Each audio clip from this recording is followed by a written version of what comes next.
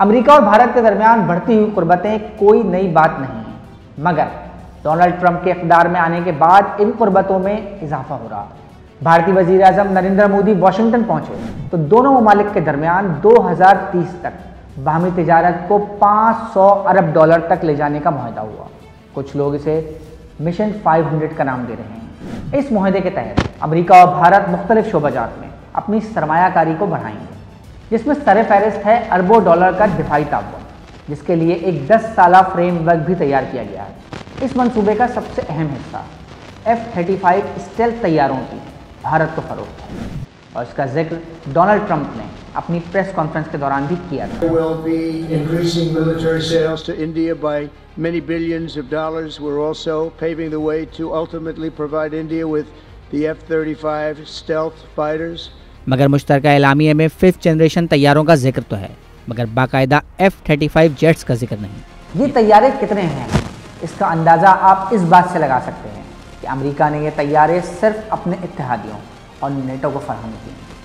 5th generation सलाहियतों का हामिल F-35 fighter jet न सिर्फ रडार में आए बगैर दुश्मन के इलाके में घुस सकता है और हेलीकॉप्टर की तरह लैंड भी कर सकता है।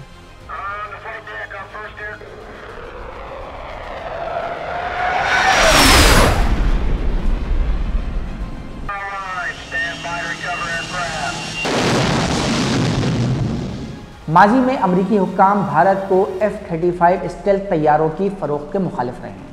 इस वक्त भी कुछ आवाज़ें अमेरिका के अंदर से इस मुआहदे के खिलाफ उठ रही हैं, और उनका खदशा यही है कि ये टेक्नोलॉजी कहीं भारत के ज़रिए रूस के हाथ न लग जाए। दोनों रहनुमाओं के दरमियान मुलाकात के दौरान इस बात पर भी इत्तफाक किया गया है कि दोनों ममालिक सिविल न्यूक्लियर मुआहदे पर मुकम्मल अमल दरामद करेंगे, जिसके तहत अमेरिका भारत में न्यूक्लियर रिएक्टर्स की तनसीब का काम करेगा।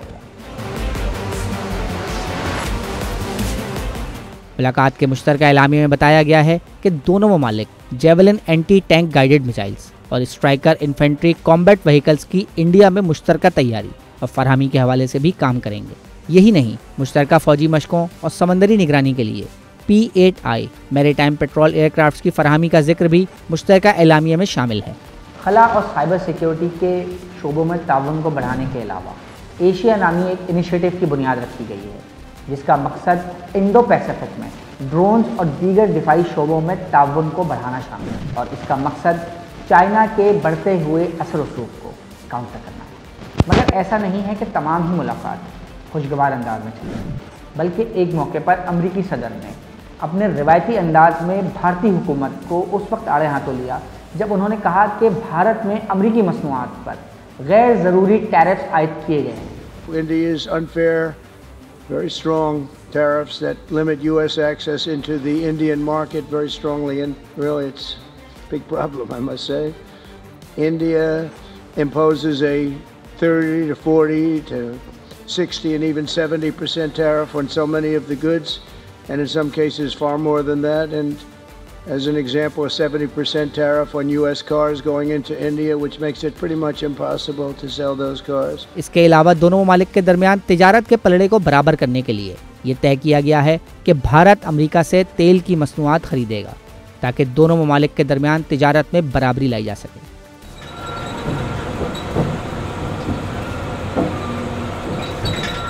We can make up the difference very easily with the deficit with the sale of oil and gas, LNG.